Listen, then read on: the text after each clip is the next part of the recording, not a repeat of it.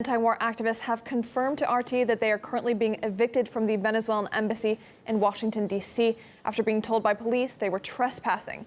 We now go live to Medea Benjamin, who's co-founder of Code Pink, for more on this. Now, Medea, you've, of course, been following this and been at the embassy quite a bit as of late. What more can you tell us about the situation? Well, as you can see from the pictures that you've been showing, it is full of police. They have bomb-sniffing dogs there.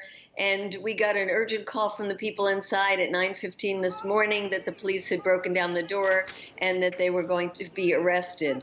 So the arrests are underway right now.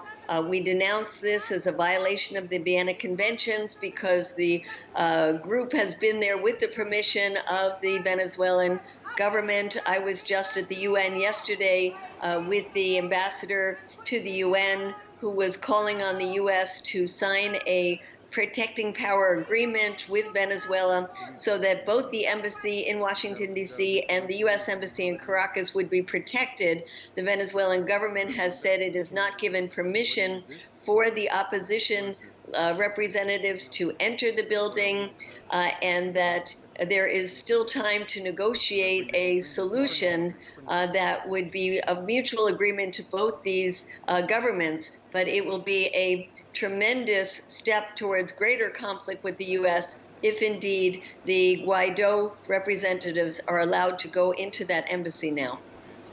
Why did the activists ignore the police warnings and the eviction notice that they were trespassing on embassy property?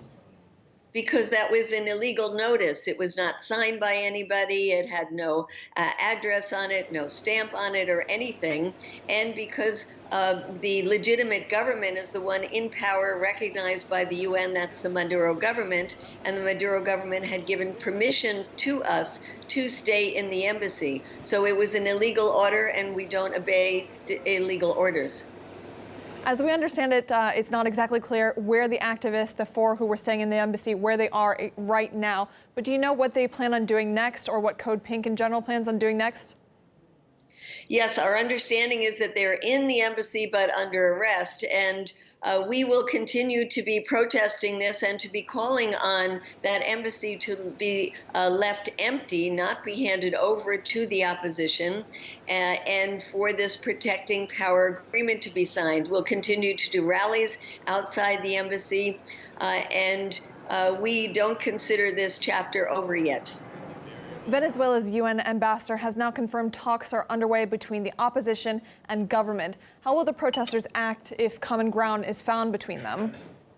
Well, we think that that is what we've been there for the entire time, these past 5 weeks, to come to common ground. We don't want to see U.S. intervention in Venezuela. We don't want to see a civil war in Venezuela. We want to see negotiations. And if the two governments can negotiate a way to protect these embassies, and as a U.S. citizen, I'm very concerned about my embassy in Caracas, then they can start talking about other issues and dial down this crisis, lift the economic sanctions, and find a way to help the people in Venezuela and come to a negotiated solution.